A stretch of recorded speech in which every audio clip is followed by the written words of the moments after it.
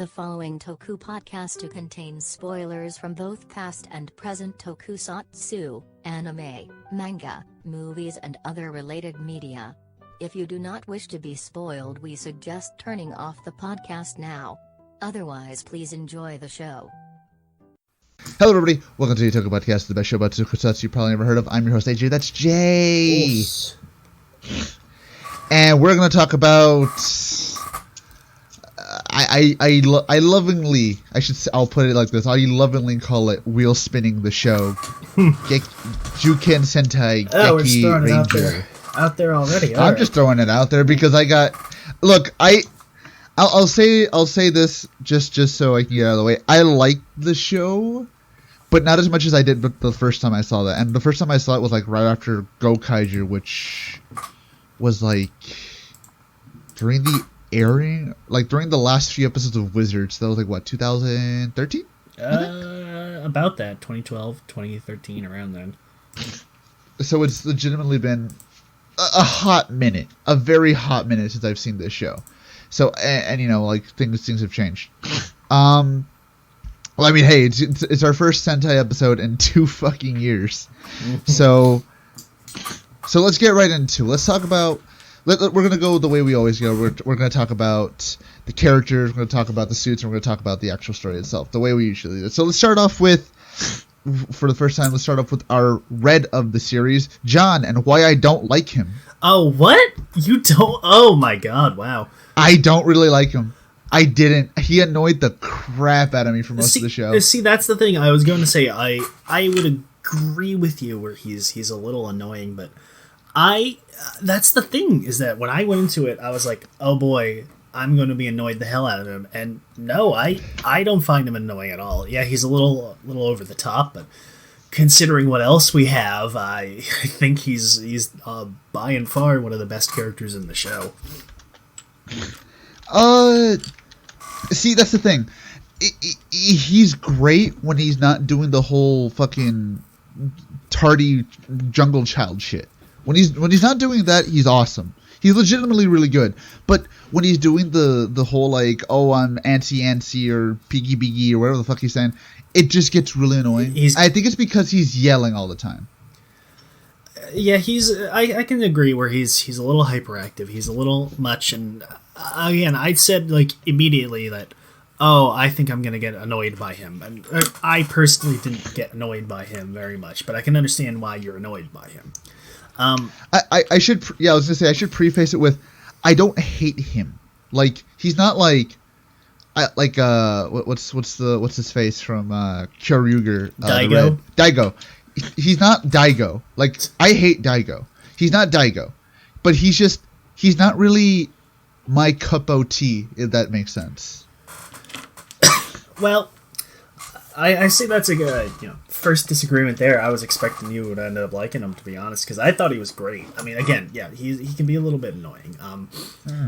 I think that's the thing is that a lot of the show is, well, to give you the brief, elevator pitch of the show, it's you got 2 rival schools of martial arts. One's evil and wants to take over the world, and the other's the good guys. They fight. Bam. That's the thing I like about Sentai. Yeah. Sentai plots are simple enough where you can just summarize them in one sentence. Yeah, that's a good thing. That's what I kind of liked about the idea. It's a very simple idea. Yeah, and that's what I liked about Gekiranger, and that's what I knew. He's like, oh, okay, this is the, it's the Chinese martial arts, wuxia, I believe the word is. It's a lot like those. So all right, I'm gonna be interested in this, and well, not necessarily. See, here's the thing. The show does follow a lot of the standard tropes and archetypes of the series. Those kinds of movies, those kinds of shows, and it follows them a little too much, and that's why I like Jan is that he's not that kind of like archetype. He's very much not what you would expect in these kinds of shows or these kinds of movies. He's like we said, he's essentially just Tarzan. He's a wacky jungle child who speaks like a moron, and he's oh, I'm super nice and happy and I love animals and yada yada yada. you know, you don't really get a character like him in those kinds of things, and that's why I ended up liking him, at the very least, liking him more than the other two.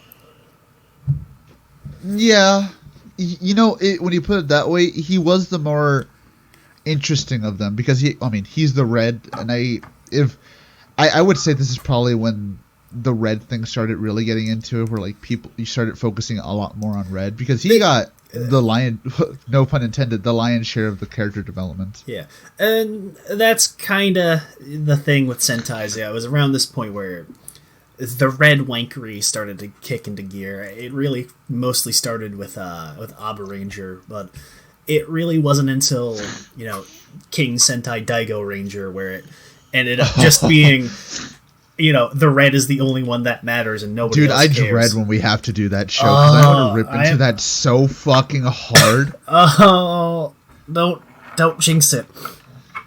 I don't know if anybody's actually put it on the wheel, but I'm going to rip into that show so fucking hard. It's because that show pissed me off. But moving on to going back to what we're talking about, like I said, I don't mind.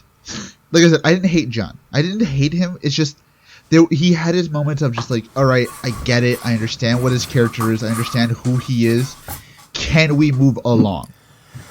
I would agree that there's points where it goes a little overboard. It does kind of vary his level of intelligence most episodes, where some episodes it does. He's your stock shonen protagonist, but then he'll throw in one or two like Tarzan speak words, and then there's some episodes where he's like literally subhuman tier intelligence. It's true. It's it's that jarring of a change sometimes, where it's like, oh, you're a jungle kid, but you're at least learning to, yeah, like you said, like, oh, he's just back to be a fucking preschooler. And I'll give the show this much, where during the later parts of the show, he's more of like normal person type of intelligence type of character, unlike in the earlier episodes where he's just a complete dumbass. And again, it's not that it's a bad thing that he's stupid, or it's a bad thing that he's like, again, that he's, the Tarzan character. It's just that the show isn't exactly consistent with him becoming more civilized, I guess, more of a normal human being.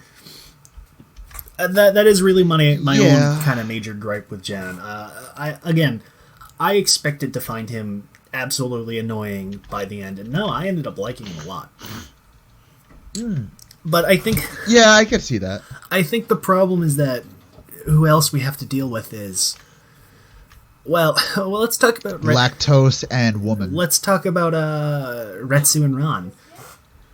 What the fuck are their characters? Retsu is... Okay, so Retsu's character, from what I had to... I got out of the show is... He's... anal, except he's not, except sometimes he is, except sometimes he's a painter, except sometimes he forgets he's artistic because he doesn't know how to do anything artsy. I don't know. And Ron is woman. That was kind of my major gripe in the not only necessarily early parts, more or less, but just the entire show, is that Retsu and Ran have absolutely no character at all to speak of. Like, Retsu has a little bit of a character where, in terms of the, again, the martial arts type story, you'd expect Retsu to be the, for lack of a better description, the arrogant kung fu guy rival character, where, he's the guy who's been at the dojo for the longest, and he's got all the cool techniques, and he's got, he's the master's favorite, and blah, blah, blah. And then he doesn't like this new kid. And then here comes the new kid who styles all over him, and, he's way better at him technically, and he's just, he hates him because he's cooler than him, more or less. Throwing a huge strop about it and all that shit. Yeah, like that makes sense. It's just... It almost feels like they kind of dropped that, like, immediately. That's the thing, is that he never really, like, is that character. Even when he first meets Jan, he's just like, oh, okay, whatever. And he doesn't really, like he's kind of annoyed at him, but at first. Like, at first he's, like, a little bit annoyed, where he's like, oh my god, we got this guy here. Oh, he's ruining everything, and he's fucking everything up. But then, almost, like, I would say within 3 episodes, he just drops that.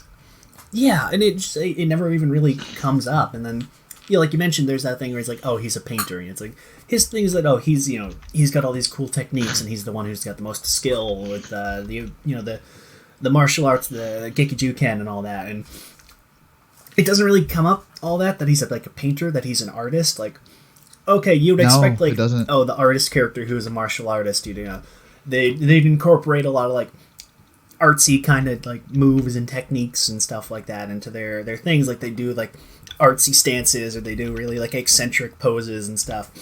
No, not really.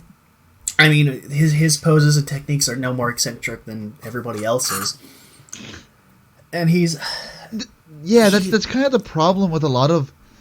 I wouldn't even say it's just him. It would also go right into Ron, because there's nothing really to talk about between both of them, so we can talk about them at the same time. There's even less to talk about with Ron, because what is Ron's character? She's just a girl. The fuck does she even do? I don't really care much for Retsu as a character. He's just fine. He's alright. He exists, but at least he has some episodes to kind of show what his character is, what his personality is attempting to be. Okay, let me rephrase that. At least Retsu has episodes.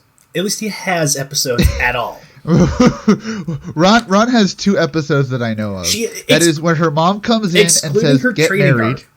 She has 3 fucking episodes.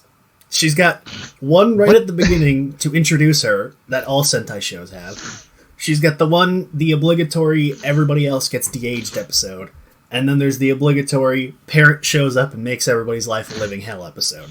And that's it. Yeah, it's her main thing is I don't feel like getting married, having kids is alright, and I can punch.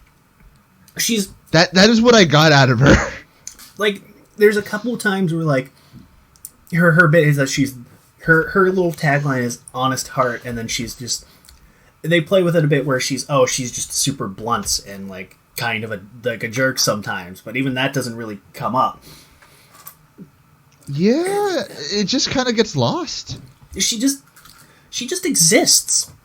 And it's not like she's a bad character, which would imply she has a character, but it's just she just exists.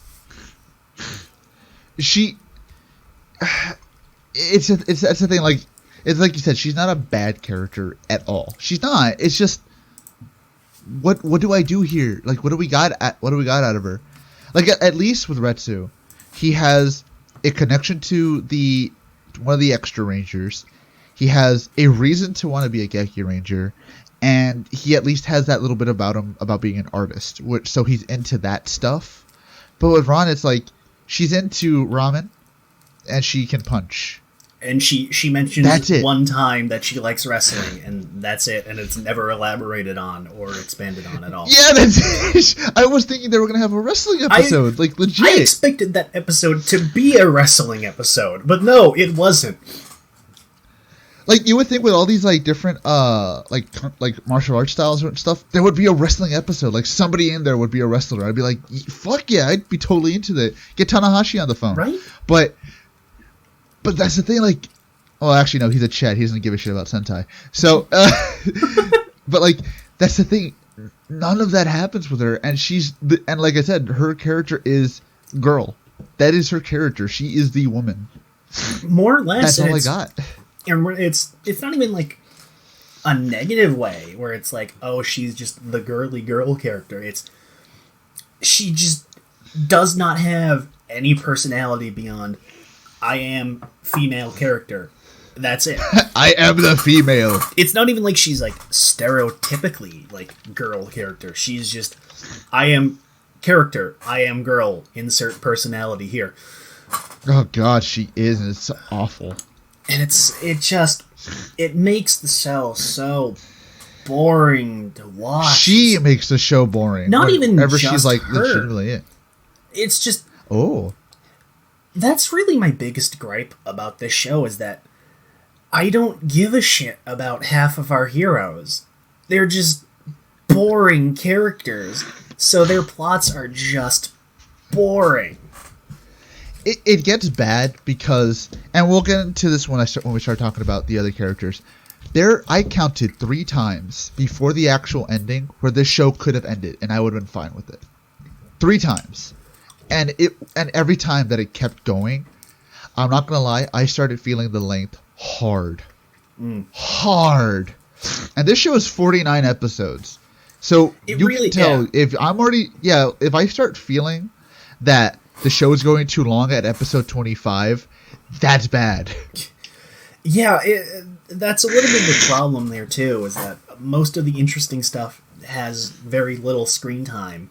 And then by the time it starts getting more screen time, we've blown our load with the payoff here, and now it's just, well, what do we do to fill our time till the next payoff, the next big climax? And it's, I don't know.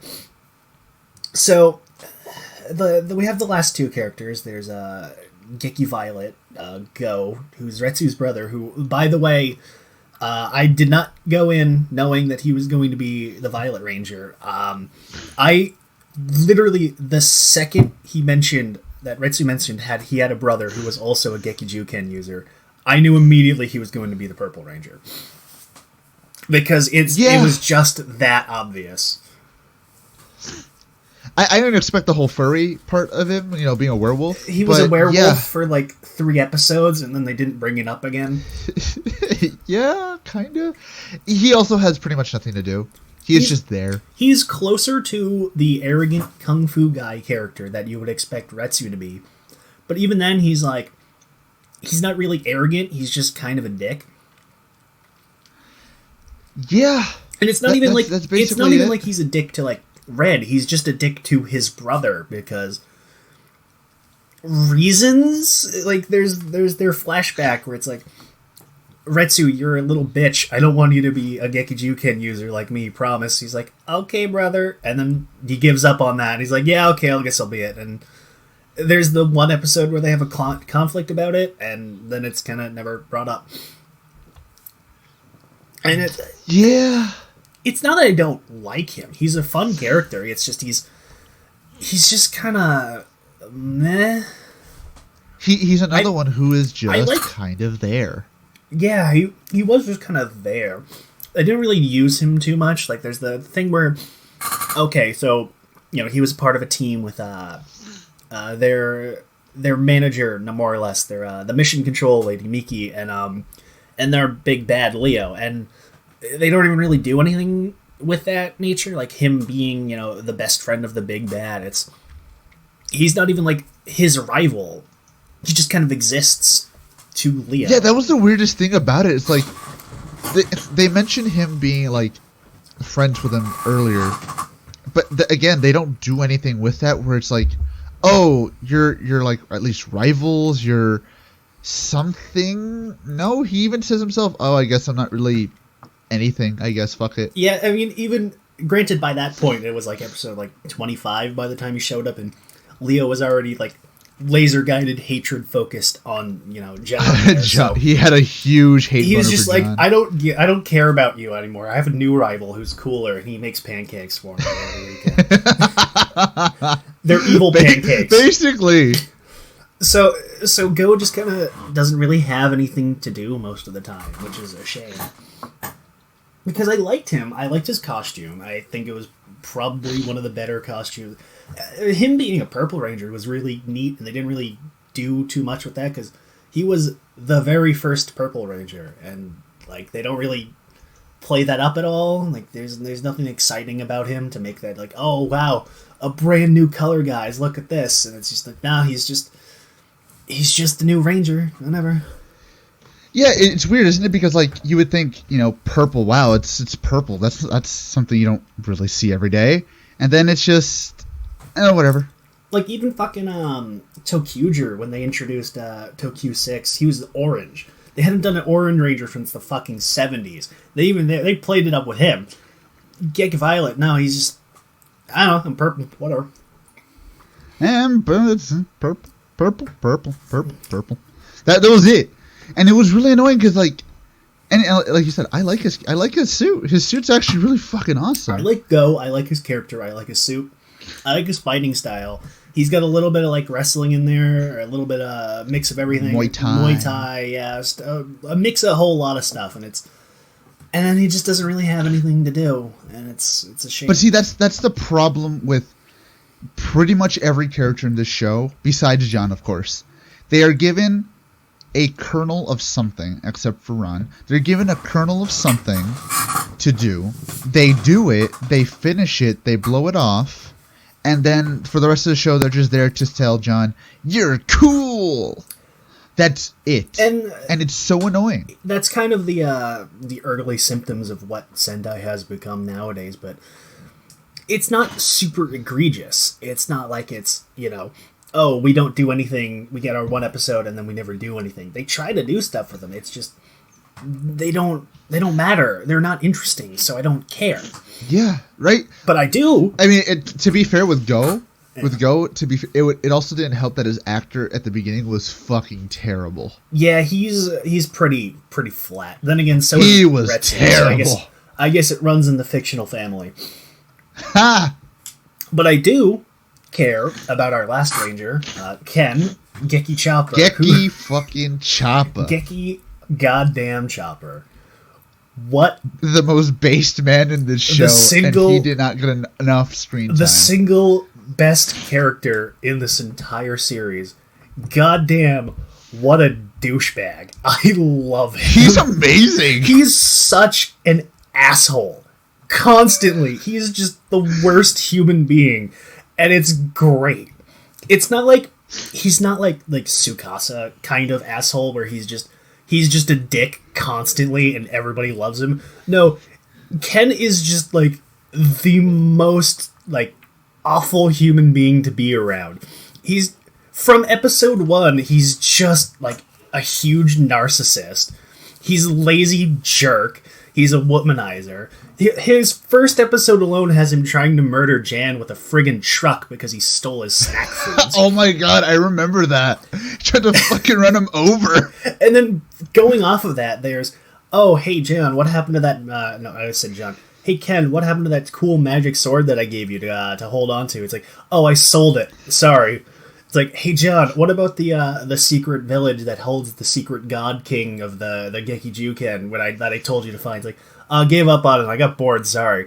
It's just constantly, he's just such a piece of garbage, and I love it. Can I just mention that... Wait, actually, let me think. If... In essence, if I'm doing my math right, let me see. 1,000 is 10. Yeah, he sold the fucking sword for $1,000. Well, pretty much. $1,000 for an ancient mystical demon sword. Yeah, just sell it for $1,000. Look, I never said he was smart. Okay. You said, but that's the thing. He's just a complete.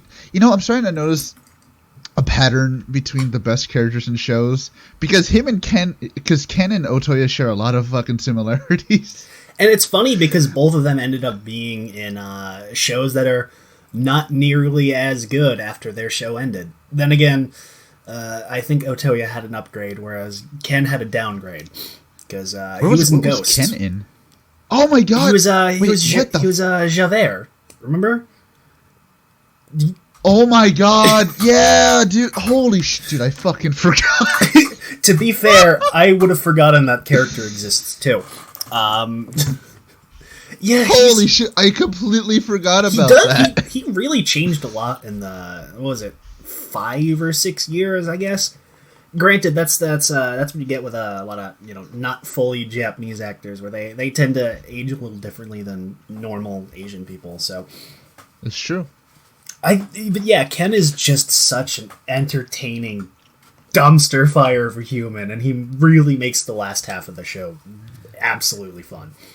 He's great. I think, I think one of his best episodes was the Christmas episode. That comes out of fucking nowhere, and he's like, somehow, "Oh, hey kid, you want to see your dead mom?" Christmas episode. He made the Christmas episode fun. The Christmas episodes. It's like, "Oh, hey kid, you want to see your dead mom? Let me dress up as her and make fun of you." He goes up to this random white kid who's just there for no reason. And he's just like, "Oh, hey kid, what's wrong with you?" And the kid's like, "I hate Christmas," in perfect English. And he's like, "Oh, okay, I get it. You're just poor. Let's throw you a Christmas party," because he doesn't understand English at all. And the entire episode is him being wrong about what this kid says and just constantly making things worse. And it's great. That kid sounded way too much like Jake Lloyd for comfort. He looked a little bit too much like Jake Lloyd, to be fair. Oh God. I will say though, he did give me one of my favorite scenes of the entire show. I have no idea what you guys are saying. Where Ken's just like, he's trying to solve the kid's problem, and he's just like, I don't understand what you're saying. And then of course Ken's just like, what do you say? I don't know what he's just said, man. That whole episode was great. But yeah, Ken was fucking great. He was great, but at the same time, he didn't have anything to fucking do either. Yeah, he did start to. Again, he showed up pretty late into the show, so he didn't really have a whole lot of time to really get to do anything, which is really a big shame.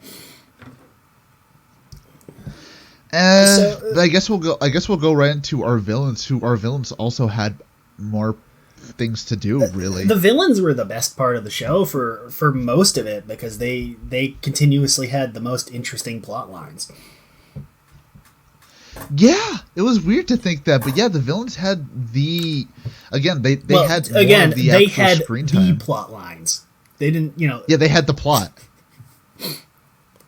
which is weird to say, but yeah, the villains of the show had the plot. The heroes didn't have much plot, and that's again why I kind of was really just losing interest early on in the show. It's because all of the interesting stuff happened with, okay, here's the villains, and they're trying to, that's really the big problem with the way the story is told, is that the villain plots don't have anything to do with the monster of the week stuff at all most of the time. Where most of the time the plot of the episode is Leo and Melee are doing something or other, and we're just going to send a monster off to cause trouble while we do that because we need a monster. And so when they're doing stuff, that's the weirdest thing about it. Like, usually the monsters of the week are there to further the villain's game, but really the monsters of the week were just there to pretty much just do it for themselves. Pretty much. I mean, like, that's again, it's pretty simplistic there, where they're the evil kung fu school and they want to take over the world. All right, works for me. It's fine. The Rinju villains are fun. I like their designs. They're pretty bog standard. Here's a villain based on an animal design, and they're fun. They're a little bit of quirkiness, a little bit of that. It's pretty stock villain stuff, But it's Leo and Melee who really end up taking the show. And it's a shame that they don't, because they're the villains, they don't get as much screen time. See, this was the annoying thing for me, is that they either don't get enough screen time, or once it really starts getting interesting with them, the fucking show is just like, all right, let's go back to the villain of the week stuff. Never mind. Yeah. Like, it gets schizophrenic after a while, where I'm just like, all right, I get it, but can we just stick to one person? Can we stick to just, one story at a time? Because if you keep doing this back and forth, it just starts losing me hard. Yeah. And it's a shame because, there's so little that gets focused on them. The plot takes so long to, actually develop, and it takes so long for it to just get interesting. Like, I was on episode, 14 or so, and I was like, I can't believe I'm saying this. I went on Sentai General on M, which I never do unless I'm trying to download something. And I was like, do you guys even like this show? Because I'm 14 episodes in and I'm bored out of my fucking mind. Because that's the thing, is that Gekiranger is one of those shows that nobody talks about. Nobody ever brings it up. Nobody ever talks about it. Nobody discusses it. Nobody ever's like, oh, hey, I remember this thing from this show. It just exists. It's just there. And occasionally it'll get it brought up and people really, really talk about it and really, like it. So I was like, okay, well, the few people who have seen it think it's good, and I'm not interested at all in it. So it's just, hey, is this show even good? Does it get better? And they were just like, well, if you don't already like it now, you're probably not going to like it later. I'm like, thanks, assholes. Oh, see, when I hear that, I usually take it very seriously because it usually is true. Well, I don't remember exactly what the random anon responded me to. So it was just like, I was like, does this show get interesting at any point? And he's just like, well, if you're not already interested in the villain stuff, I mean, you probably not. So I'm like, I mean, I kind of am. Whatever. And thankfully, after that point, the show does start, getting a little bit more interesting. But it's a little too little, too late, I guess. Not necessarily that kind of phrasing there. That's probably not the right way to put it, but it's. I said it like. See, I said it jokingly at the beginning, but I'll say it again here because it's true. This show, in essence, is wheel spinning the show because it feels like every time it's about to get going, every time it's about to like really, really start picking up its pace, it feels like, okay, hold up, we gotta stop, we gotta slow down, because if we do, we'll blow it before episode 49. Like, that's how it always fucking felt. That's how it felt with the arc with... You know what, let's before we talk about the arcs, let's actually talk about the actual villains, Leo and Melee, the main villains. So, Leo is fine. As a villain, he's pretty stock kung fu big bad villain who wants to take over the world because he wants to be the strongest. It's fine.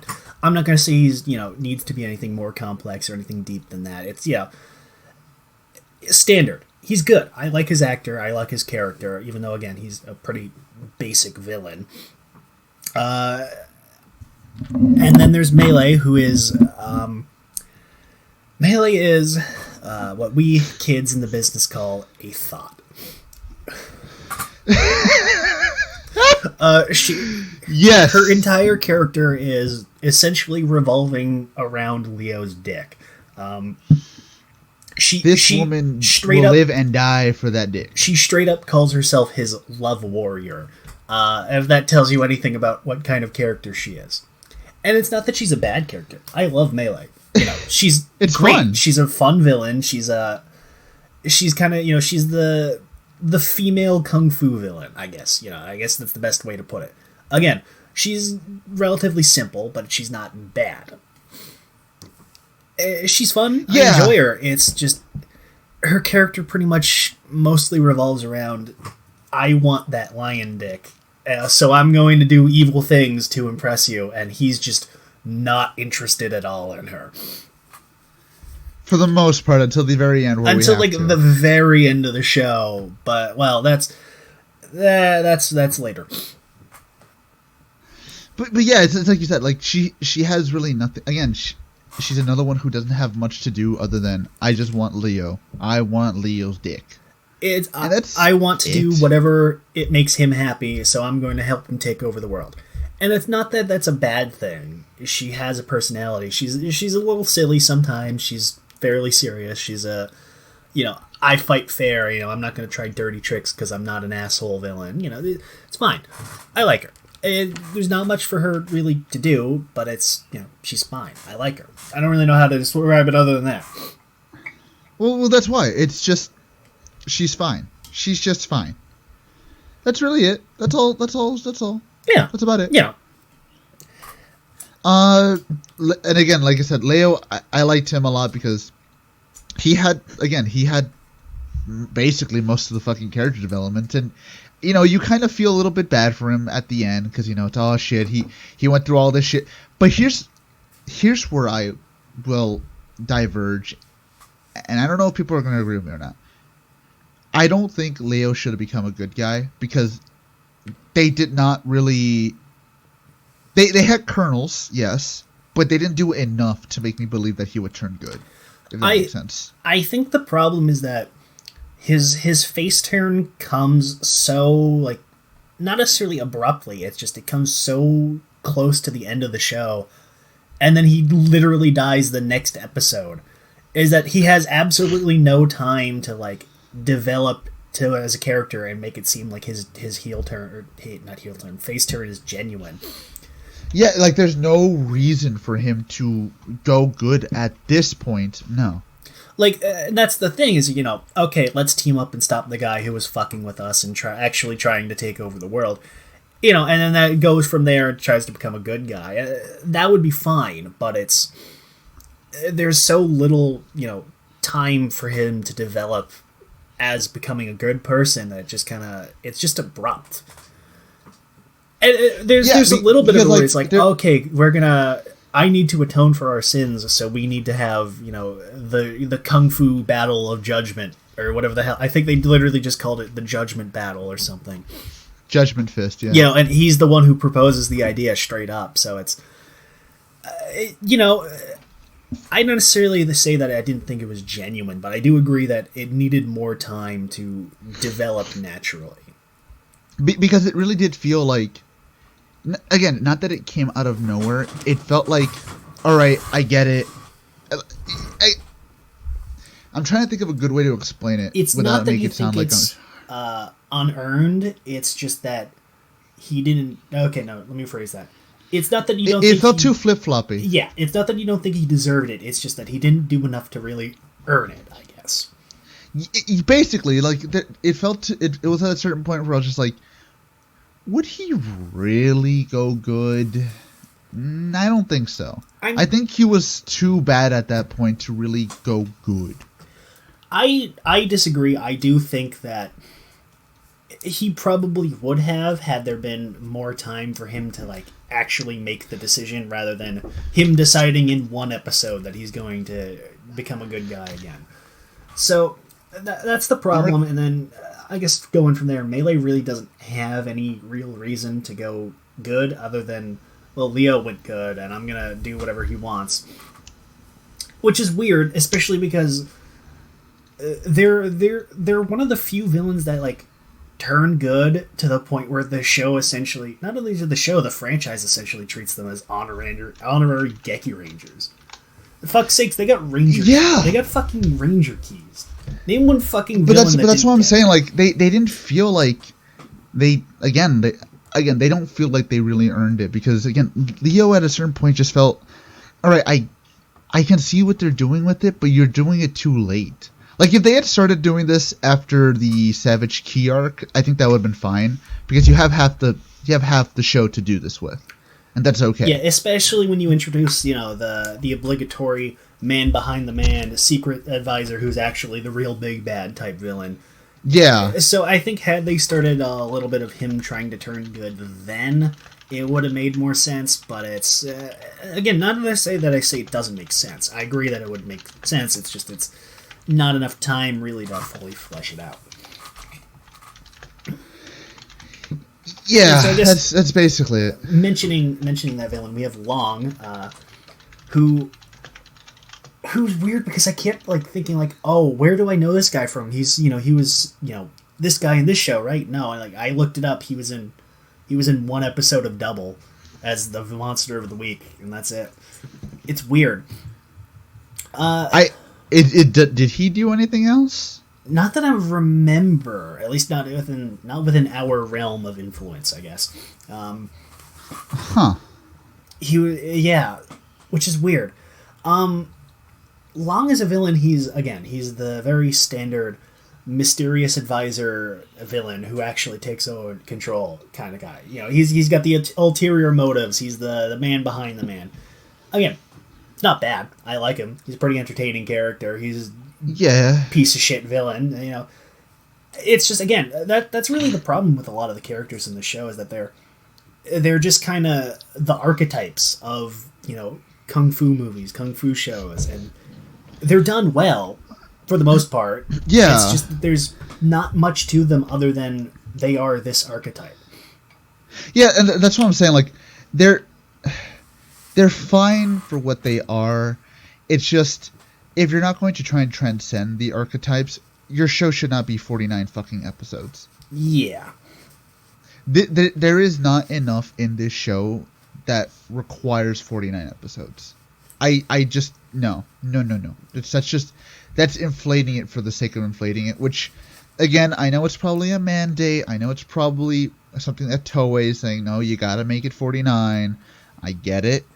But, no.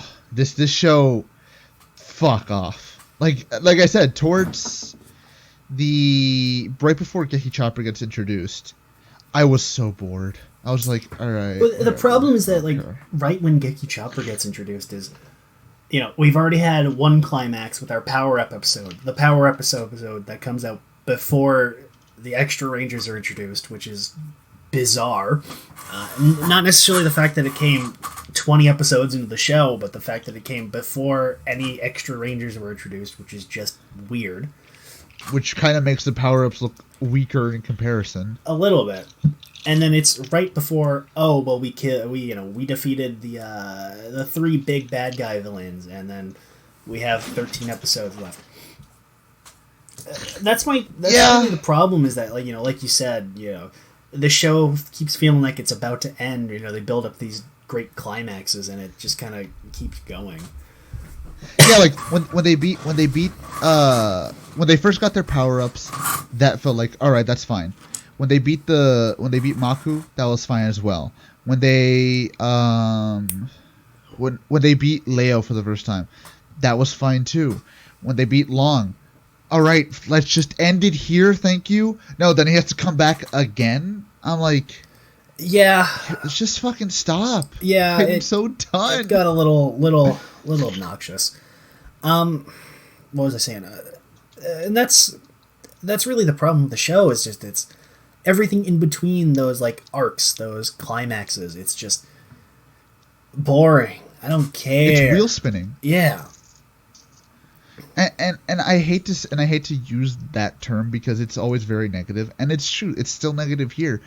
Every single time there are episodes in between, and those episodes can be entertaining for the most part. They can be entertaining, but when you have me just skipping through the fight scenes because I don't care about what's going on, that's pretty fucking bad. Yeah. And it's not like, like you said, it's not like any of like I'm not going to say filler. None of like the in-between episodes are bad. Some of them are fine. It's just I often just kind of aren't interested in what's going on. So it's, whatever. It's, again, when I was trying to look down at my phone more than I am at the screen, you're doing something wrong. I was about to say the same thing, is that like I was having trouble like focusing at all throughout most of the plots, and that's kind of bad. It's just that there really isn't anything to hook me on other than here's the villains. So and it makes me sad because I liked the idea of a lot of this stuff. It's just I just couldn't fucking care. That's really the best way to say it, is that it's not that they're bad. It's not that they're done bad. It's not that it's, poorly told. It's not that it's badly written. It's just there's nothing interesting. There's nothing unique about it. It's very standard. It's standard. Which is why I said at the beginning, it's fine if you want to make these things archetypes, but if you want to stretch that to 49 episodes, you need to be a bit smarter, because like let's talk about a little bit more about like certain arcs now, because like the Savage Key arc, that power up, I get that it's like the mid-season power up and whatever, but after that fucking amazing fucking fight scene, that amazing climax, it just feels like that's it. It almost feels like you'd have to squint your eyes a bit, but this feels like 3 movies in the same series. A little bit. Just a little bit. Because you got the first third where you introduce, 2 of the 3 big bads, and it leads up to the big climactic fight where they get the power-up for him.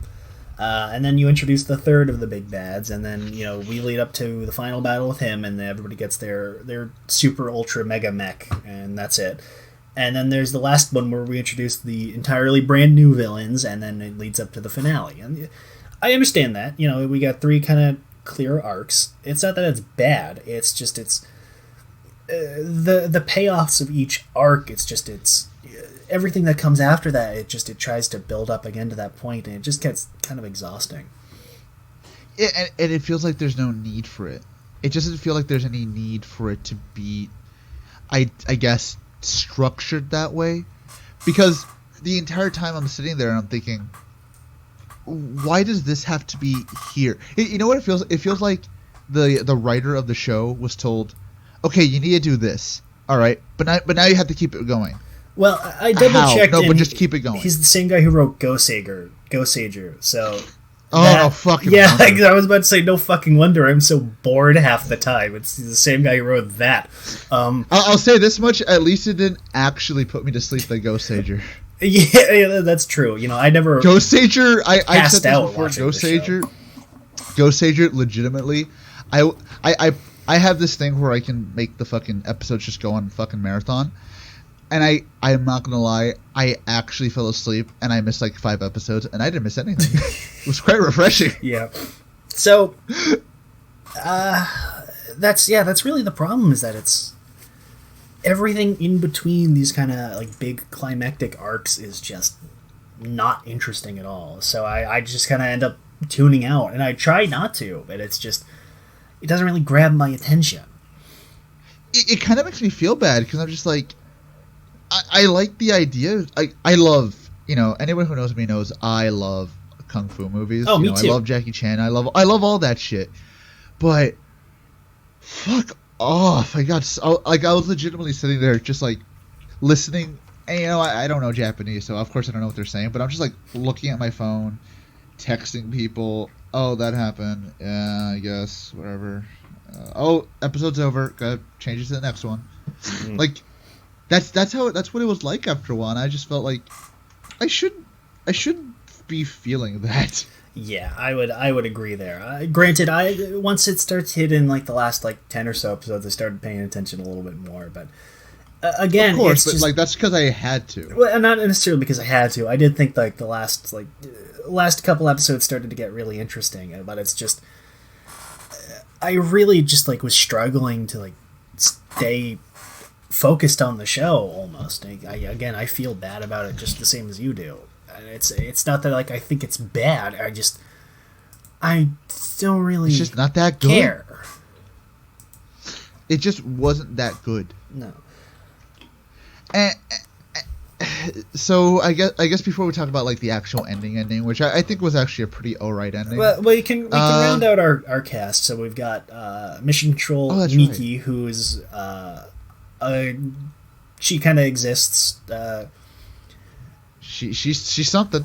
She does a thing. I liked her. She doesn't really do a whole lot, but she's the mission control. They never do that. They never do anything really. So there's the 7 sages that they all learn stuff from. There's Sharky Chan. well, we'll get. That's all you need to know. We'll get to Sharky Chan because he's great. No, that's all you need to know. It's Sharky Chan. Okay. That's it. Well, what about Bat Lee? All right, what about him? Bat Lee was boring as balls. Bat Lee was Char, goddammit. All right, he was voiced by Char. All right, I know, but Char's boring as balls in the show. So so there's their main mentor Shafu, who is a big cat man. He's again, he's kind of the standard whimsical kung fu mentor guy. He's great. I like him. Again, he's one of the better done archetypes in the show. They play with the fact that he's a giant cat man a lot, which is funny. They're like, here we are playing with catnip, giving him cat toys and giving him like belly rubs and scratching under his chin and stuff like that. How cute! Exactly. There's a great bit in the crossover with Bokenger where Boken Yellow starts like really like heavily petting and scratching him. They try to pull her off him, and he's just like, no, don't stop. And everybody's just like, the room just gets really silent, and they just stare at him for like a couple of seconds. It just gets really awkward. Yeah. But by the way, I didn't watch. Just so anyone else, I didn't watch the episode or the movie. Yeah, I decided I had a little bit extra time, so I watched the crossover movies. They're fine.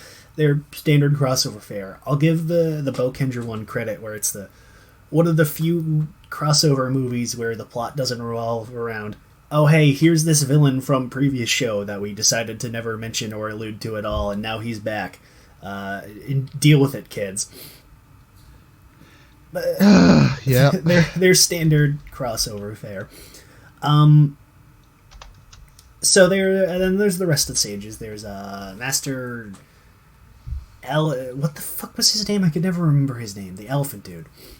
Elfung, who's a dirty old pervert. As you do. All of the sages are voiced by like old school like mecha anime protagonists, more or less. Like, yeah, I noticed that. That was actually really weird. So let me double check on something actually real quick, because I forgot to write it down. So you've got fucking who is this? Actually, sorry, I probably should have wrote this down. I'm stupid. It's the power of editing, Jay. Don't worry.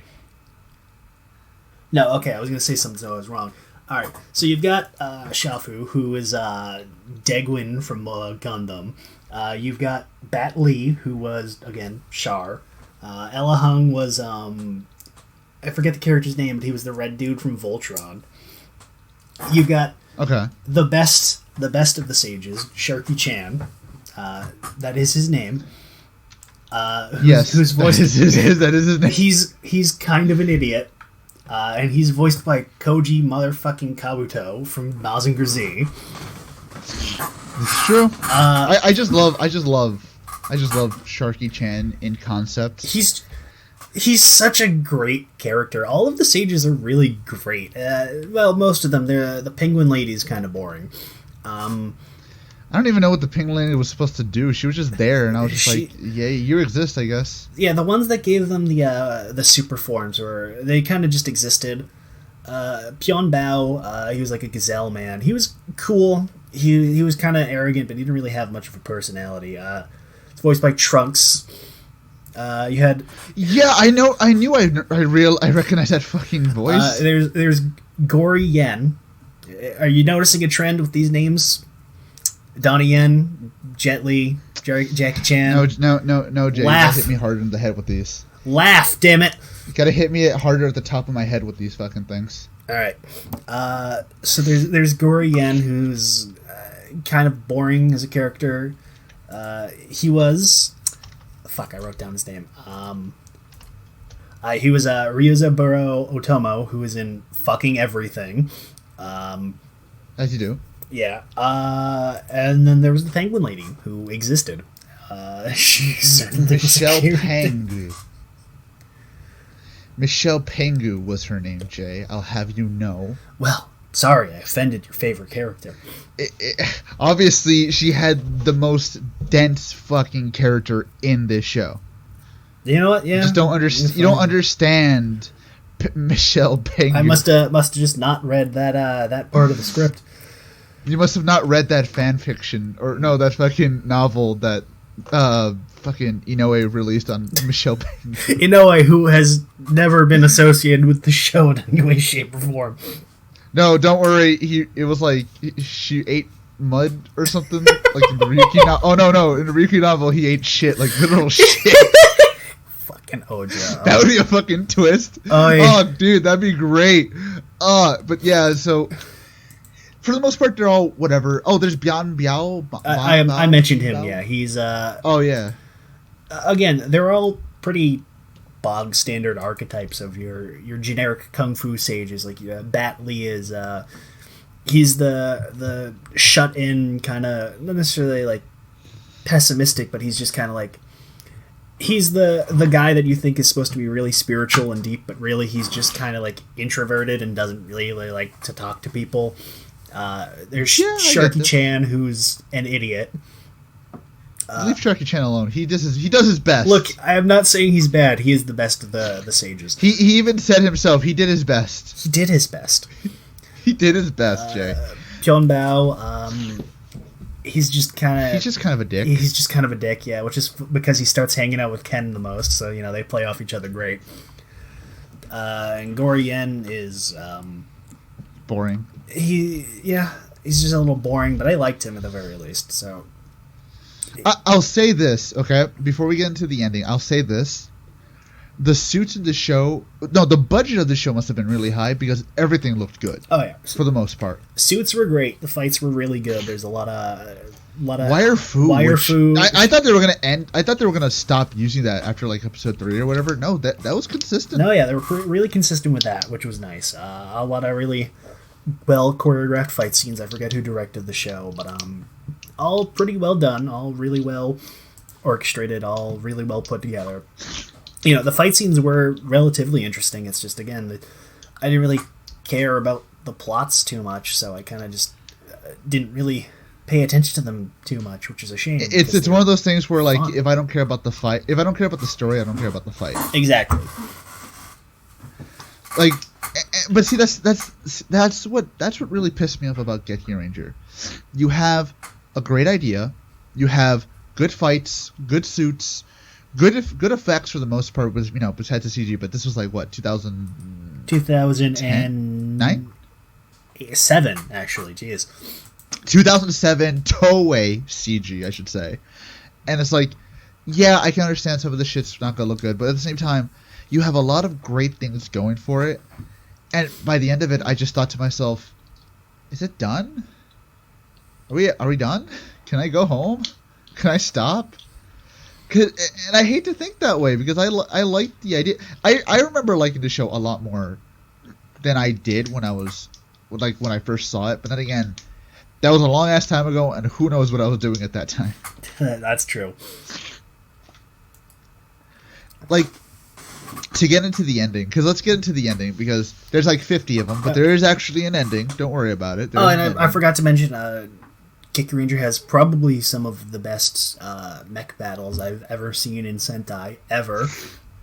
Which is unfortunate, because I have the unpopular opinion of thinking mech battles in Sentai are usually fucking boring. They usually are. They're usually not particularly interesting, and it's great because they were so fun in the show. It helps that, unlike usual, where they tend to be really slow and just kind of basic fights. Geki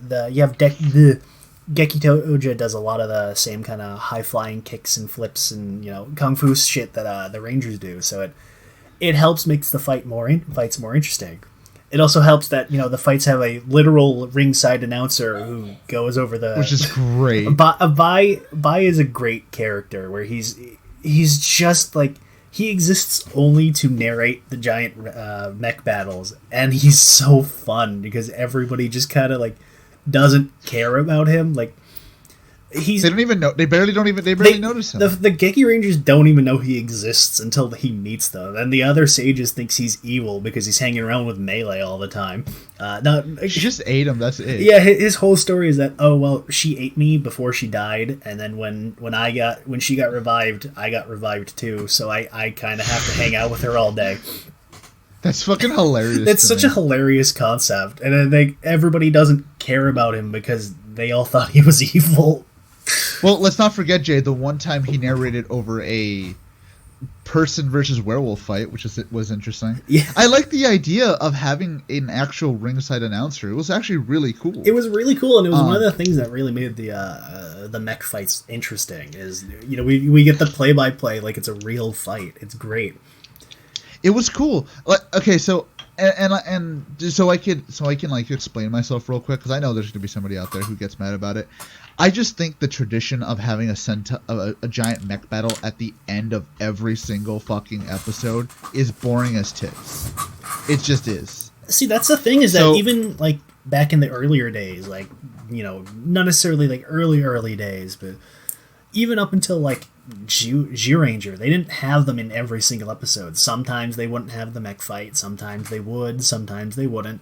But now it's, well, we need to sell toys, so it needs to be in every single episode. And it's usually there. See, there were a couple of times where like the mech fight either didn't end the show or there wasn't a mech fight at all, which really caught me off guard. I was like, oh shit, there's no mech fight this week? Okay.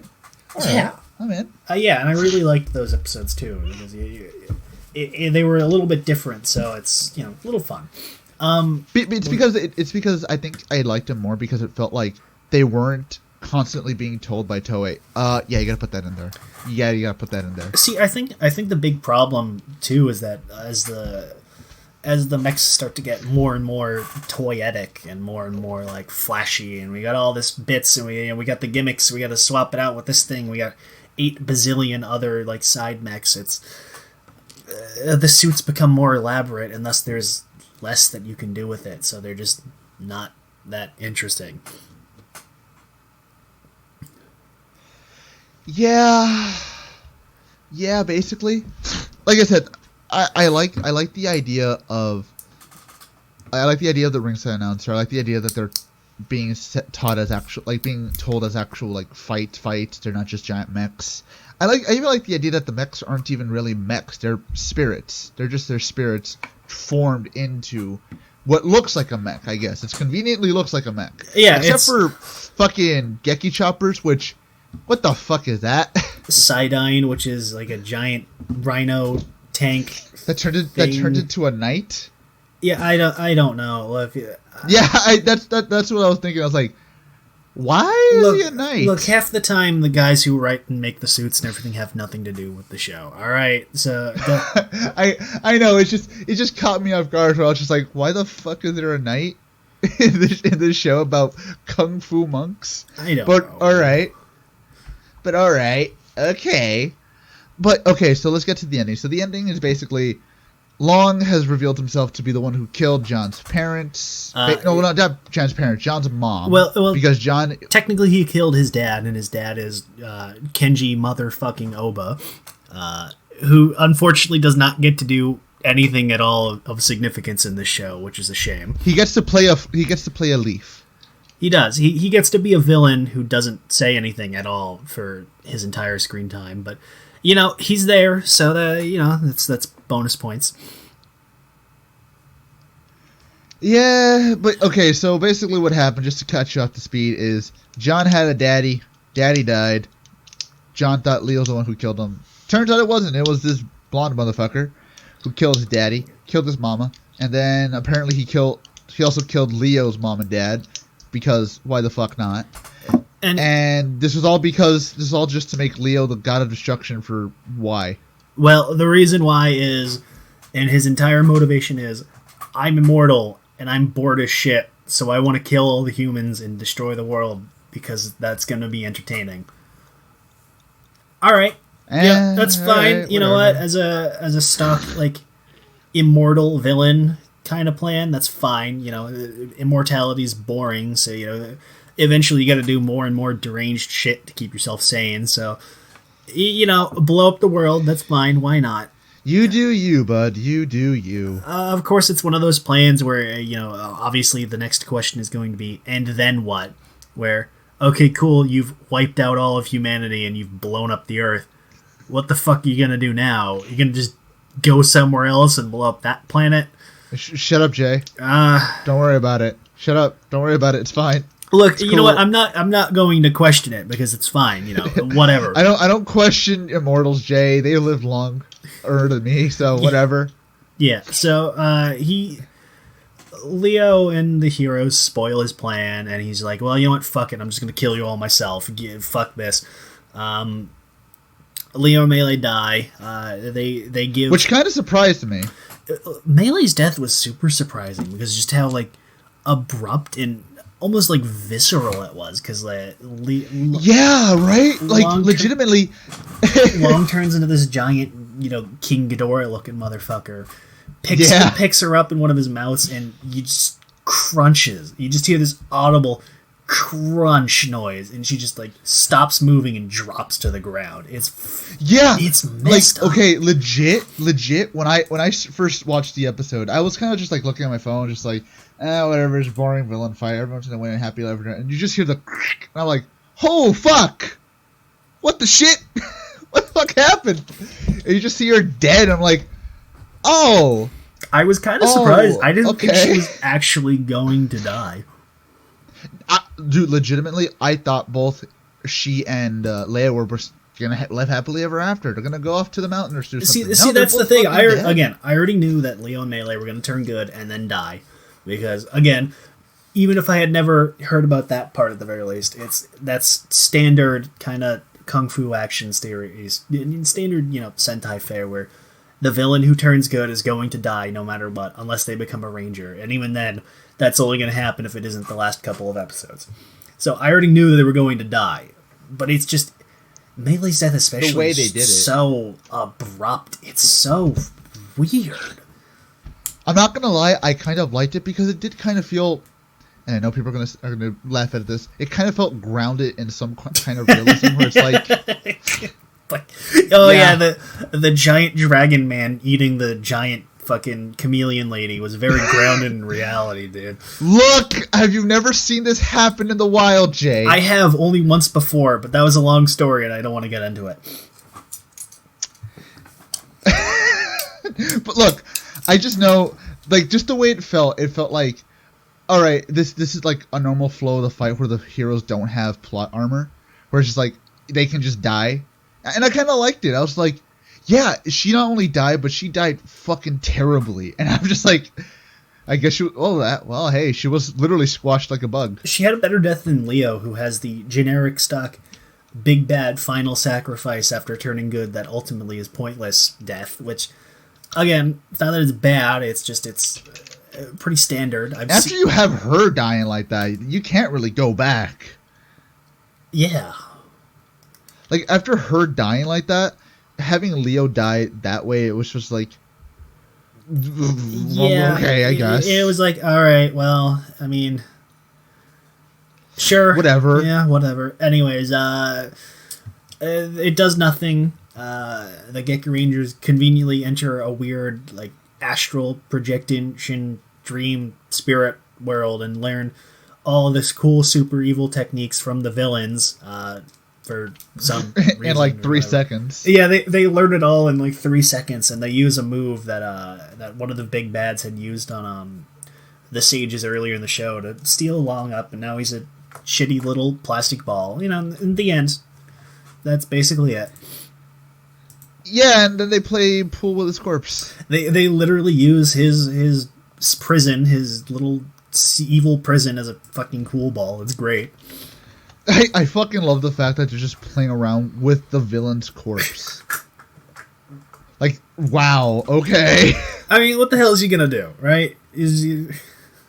What the fuck are you doing? You're dead. You're dead. You can't do shit. He's not dead. He's just, I am locked away in the prison and whatever, and I'll wake up someday maybe or whatever. And he does for like 10 seconds in the crossover movie because of course he has to, and that's about it. And then he goes immediately right back in, and it's never mentioned again. Don't worry about it. Yeah, don't worry about it. It's a crossover movie, guys. It's not canon. Look, Jay, what I learned about this show, is that it's about family. I knew you were gonna fucking say that because we have to say that every episode at this point. It's our first one of the season, and it's the fucking truest one because this show is literally about family. You know what? That's fair. It's literally all about fucking family. But I guess that's just Sentai. But okay, so overall, okay, and I guess I'll start final thoughts this time around because let's be different. Why not? Yeah. I'm conflicted with the way I would look at this show because on one hand it has a lot of great ideas, a lot of fun time, a lot of really interesting ideas, a lot of interesting executions for certain concepts. I love kung fu movies. I love the music, which is really fucking good. I love the suits. I love the fights. I love the action. I love so fucking much about this show that it really pisses me off that I felt so damn bored. And it was so annoying because I thought to myself, I should love this show. I should be elated to be watching this show. I should be like, fuck yeah, this show is the motherfucking ass. But I just sat there just like, yeah, okay, whatever. And I shouldn't, if at a certain point of your show, I start thinking, oh, I forgot I was watching this, you've kind of fucked up with your pacing. And I think that's what kind of keeps Gekiranger from an okay show to a really good show. Because if they punched out the tweaks, if they punched out the little dents in the pacing and made the plot a bit more, I guess fleshed it out a bit more, gave it a bit more beef, I think we would have a fucking amazing show in our hands. Oh, yeah, definitely. I think that's really kind of the same thing. Again, not to just repeat what you said for the 9 billionth time because we have the same opinions, but I really wanted to like this show. You know, I'd heard so many good things about it. And I was like, oh, well, this show must be good, even though nobody talks about it. And now I kind of know why. Yeah, somebody said it was the Blade of Sentai. Yeah, some motherfucker whose name I am not going to refer to because he knows who he is, and he should feel bad. Spent the entire fucking time since the second we posted that the fact that we're going to do this show, the entire time we were watching it, Gekiranger is the greatest of all time. It's the It's the Blade of Sentai. It's so good. You guys are gonna love it. You fucking bitch. No. First of all, the second you said it's gonna be the Blade of Sentai, I knew I was going to be disappointed in the show because nobody says shit like that and doesn't back it up. So go eat shit.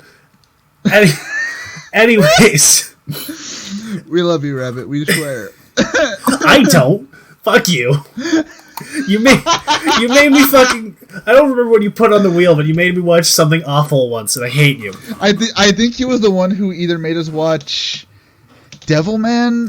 No, I made us watch Devilman. I forgot I made us watch Devilman. I felt bad. He it was made like us watch something. I know he made us watch something that was garbage. I don't know. I hate him either way for it. No.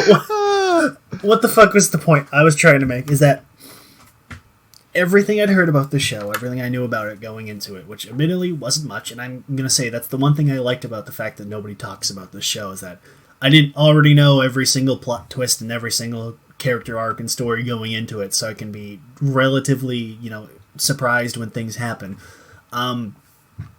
It's here's the best way to put it. I've seen this all before. Much like AJ, I love kung fu movies. I love these kinds of wuxia type movies, this kind of action. I like Sentai. I like all this shit. A lot of the show is just the very same archetypes, the very same tropes, and all this stuff that's used in all these types of shows. And there's not enough new done with them to make it interesting. It's not that I think the show is bad. There's definitely enjoyable moments. I loved the fights. I loved most of the cast. Again, it's not like most of them are bad. It's just the ones who are just kind of stock characters are fine at best. It's just fine. It's good. I liked it. It's not like anything really that special. If you've ever seen like one or two, if you've ever seen like a fucking Bruce Lee movie in your life, you've probably already seen half the tropes and like arcs in this show. You probably already know who lives and who dies by like the first 5 minutes. Right. And well, obviously now that you've watched this and listened to us, it's, you already know that anyways, but that's really... I'll say it like this. If you watch this show and if you watch a show and you can tell yourself what every single twist and turn is, and it makes it boring to you, then it's not a good show. Because I can watch a lot of stuff and that I know what the twists and turns are. That's very obvious. But at the same time, I mean, shit, we watch fucking Rider. But like, I was gonna make that comparison. It's not like Wizard, where the plot twists are so blatantly obvious that you'd have to be actually subhuman in order to not pick up on them. And the fact that they are so obvious, and the fact that there's nothing else in the show is just boring.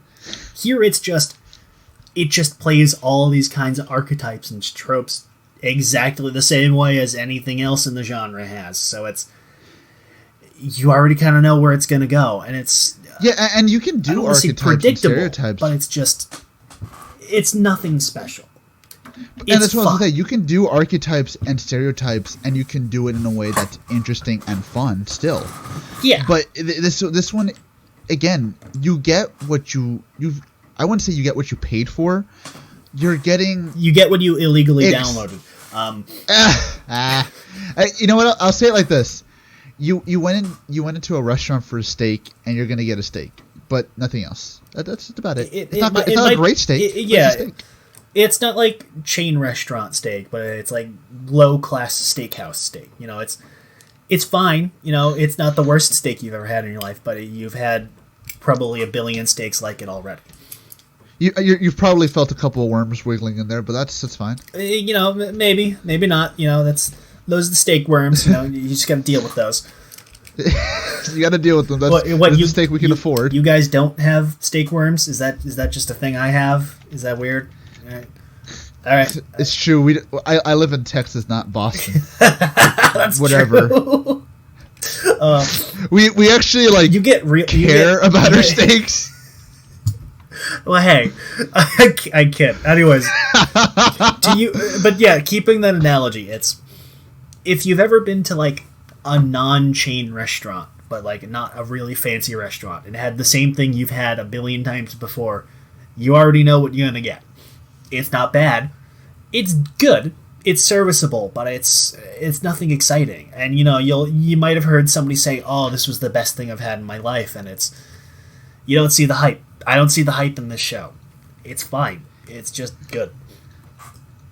It's like Five Guys. It's all right, but white people like it too much. Well, I do like me some Five Guys, but oh my goodness. No. Oh, I had to slide that in there somehow. Yeah.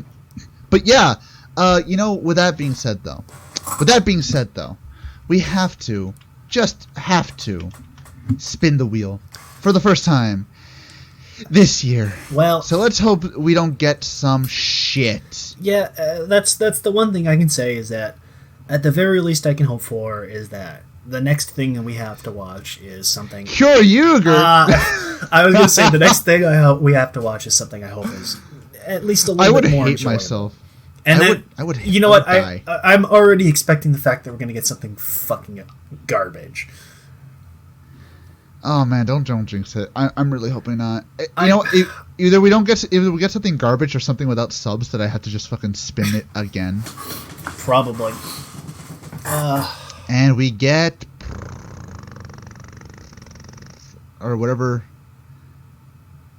Okay, so we're going back just for one week. Actually, I'll ask you right now when I post it. So we're going back to Ultraman this next week. We're going to do Ginga. Should we do Ginga and Ginga S? Because they're both if I remember correctly, Ginga's only like 12 episodes. Let me double check here. Yeah, it is. Well, yeah, if it's so short, I think we should probably just do both at the same time. Okay. I mean, it'd be interesting because maybe there's difference. Well, I have heard Ginga S is a little bit better. Obviously, I haven't really seen. I saw like one episode of each, so that's about it. Well, hey, it's going to be my second Ultraman show. Let's hope it's a little bit more fun than when I was just ripping on fucking Nexus. So, with that being said, thank you guys for listening on the first episode of 5-year anniversary bullshits. We're on the road to 5 years, basically. Woo. So, with that being said, guys, if you like what you hear, please decide to follow us on the Podbeans. If you like to talk to us, please decide to join us on the Discords down below. As always, I'm AJ, that's Jay. Good night. And we'll see you next week. Bye-bye.